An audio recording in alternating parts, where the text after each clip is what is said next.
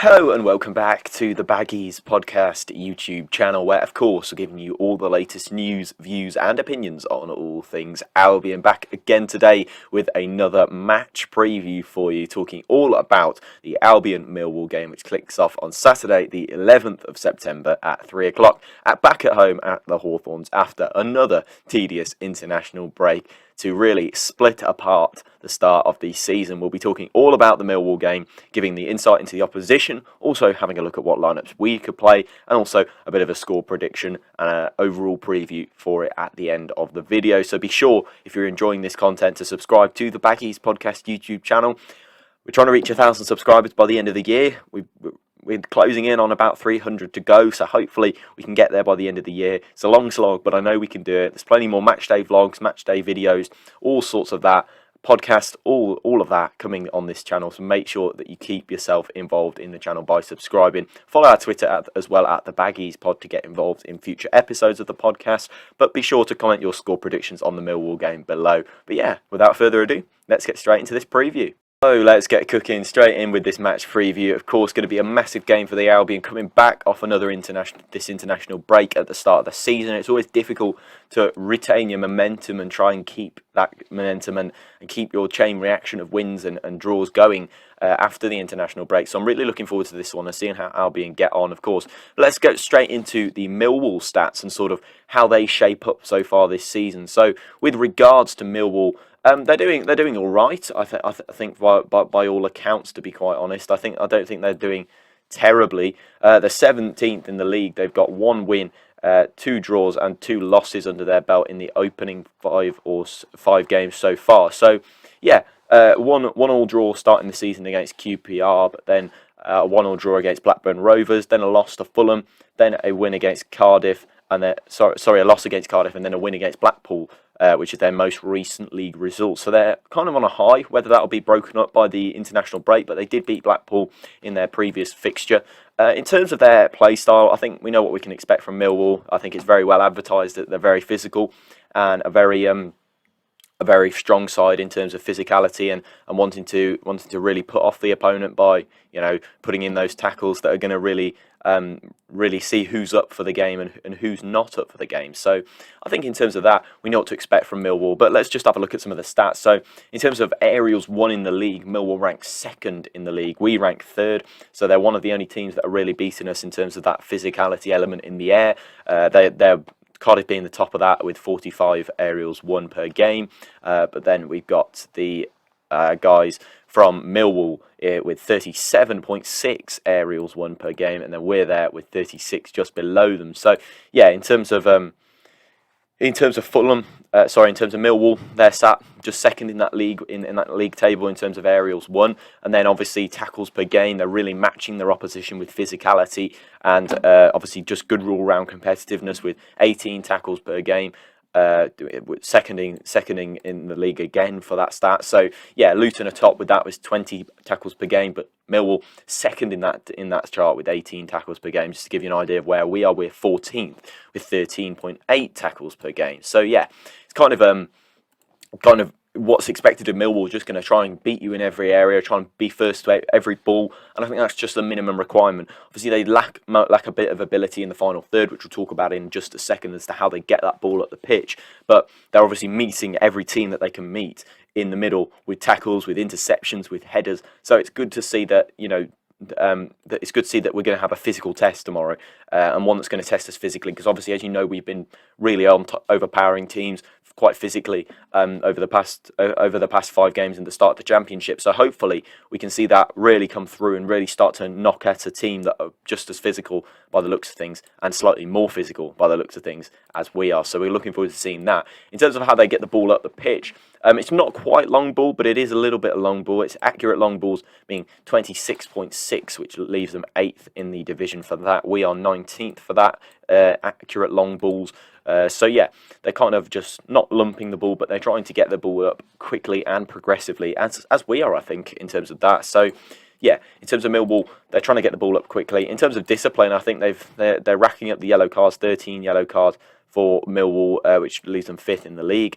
We are 10th with 11 in the league. Obviously, trying to keep that competitiveness. We've got the most shots per game in the league with 17.4, but Millwall are fifth in the league with 12.4 shots per game. So they're creating their chances. They're creating the shooting opportunities that they quite want to bring out really in the game. So yeah, Millwall, I think that's quite interesting that they're trying to create those chances and they're being effective with their football. They're not going to play a massively possession heavy base football, obviously averaging 50.5% of the possession so far in the league. We've averaged 45.1. It's likely because we haven't dominated possession in any of our games that Millwall are going to dominate the possession. I think we both know that.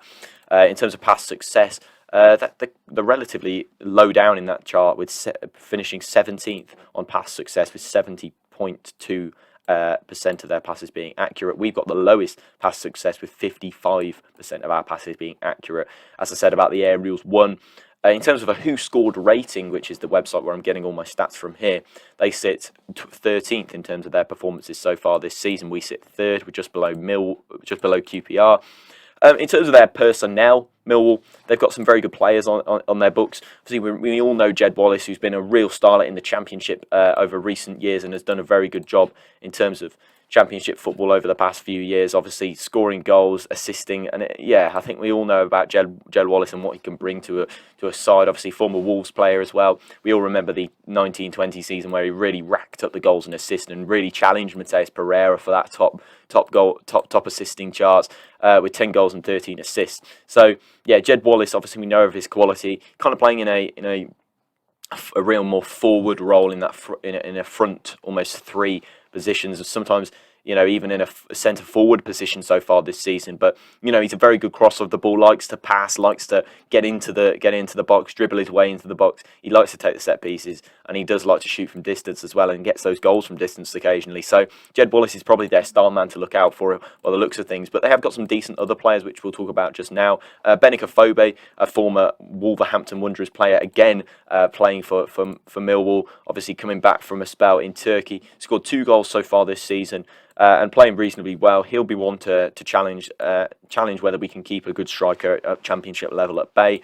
Quite like the look of their centre-back, Jake Cooper. I've always liked the look of him. Quite rough, quite rugged, but very good centre-back and very physical as well in the air and stuff like that. So, yeah, in terms of that, I think we're going to look at that and see exactly what we can do about these good players in the Millwall side. I think Benica Fobe, they've got Sean Hutchinson at the back again. They've also got Daniel Ballard as well. So yeah, I'm looking forward to seeing what they can bring. Obviously, I think it looks like probably maybe a 3 at the back for Millwall so far, which is interesting. I think is something to say about Millwall. I think obviously a 3 at the back might be something on the cards for them. Obviously with Ballard, maybe Murray Wallace in there as well, but Jake Cooper and perhaps Sean Hutchinson as well in there as well. So we'll see about that, and we'll see what they can kind of conjure up in terms of what formation they're going to bring. Obviously, it looks like a 3 at the back from what I've seen from Millwall, and in terms of doing a bit of research on them and what they're going to bring to the side. But yeah, I look forward to seeing what they can do and what they can bring to the side in terms of what formation and what sort of tactics they can employ. We obviously know they're going to be very physical. They're going to be trying to meet us for every ball. In terms of injuries, by the looks of things, Sean Hutchinson is a doubt for this. Late September 2021 is when his estimated return is. Also, in terms of Dan McNamara, who's played 3 championship games so far, estimated to come back in the early October 2021. Dara O'Shea, of course, is injured, and so is Matt Clark. We both know that. We all know about that. We hope that Matt Clark will be back in early October. However, Dara O'Shea is between 4 to 6 months. So, yeah, we're hoping that he can make a speedy recovery and come back to full fitness as soon as possible, really. But, yeah, in terms of Albion lineup, let's talk a bit about us and what I think we're going to play tomorrow. Now, I'm going to make a controversial call, but I'm sure you'll hear that in a minute. So I go in goal, I go for Sammy Johnston. Of course, England's after an England appearance in the international break, he'll be raring and ready to go and getting back into club football. And we hope he can sign that new contract very soon as the transfer window has gone. But in terms of a formation, obviously 3-4-3 for us. Maybe Millwall will definitely try and match us with their formation. I'm going to go for 3 centre-back formation with Shemi Ajayi as one of the centre-backs. I'm also going to say Carl Bartley if he's fit and ready. I think he might be. Then I'm going to say Caleb Taylor I'd love to see at centre-back. I think that might be a bit of a controversial call. Maybe Cedric Kipre could come in as well. But I'm not sure Valérien Ismaël fancies him, to be honest. I think he'd rather give youth a chance, and maybe he might go for Caleb Taylor. And I might agree with him because I thought Caleb Taylor looked really good against Arsenal. There's definitely a lot to be learned, and especially alongside more experienced players, I think he could look a lot better. So I'm going to go for Caleb Taylor in that centre-back position. Then, in the four in front, in the midfield area, wing-backs, whatever you want to call them, we're going to go for Darnell Furlong and Connor Townsend, pretty standard. Then, in the centre of midfield, obviously, got Jason Malumbi to challenge for those spots, but I do think those spots are going to go to Livermore and Mowat. I don't think they've done anything wrong, so therefore I think they're going to flourish in that position. Then, a front three of Karlan Grant, Callum Robinson, and I'd like to see Matty Phillips coming on that right side. I thought he looked really good in the latter stages against Peterborough. Obviously, that run to create the goal for Shemi Ajayi at the end was very good. And then obviously on the bench, we're going to have, different players hopefully coming in, and hopefully seeing Jason Malumbi on the bench, maybe Kean Bryan, but that might be a bit of a stretch as well at this stage. So he hasn't had a proper pre-season, so maybe something that he's going to have to get up to speed with.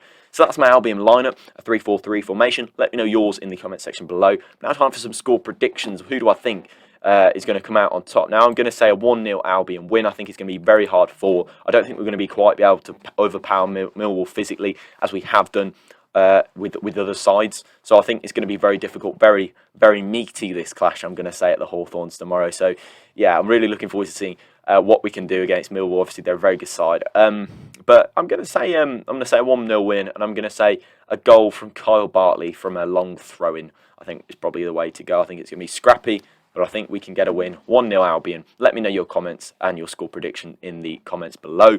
But that does bring me to the end of this match preview. If you're new around here, be sure to subscribe to the Baggies Podcast YouTube channel. Of course, giving you all the latest news, views and opinions on all things Albion. I'd love to hear your thoughts on the game. Drop them in the comments below. And make sure you can help us get to 1,000 subscribers by the end of the year. That does bring me to the end of this match preview. Enjoy the game, Baggies fans. Hopefully, another win coming back to the Hawthorns. We'll see you in the next one. Goodbye.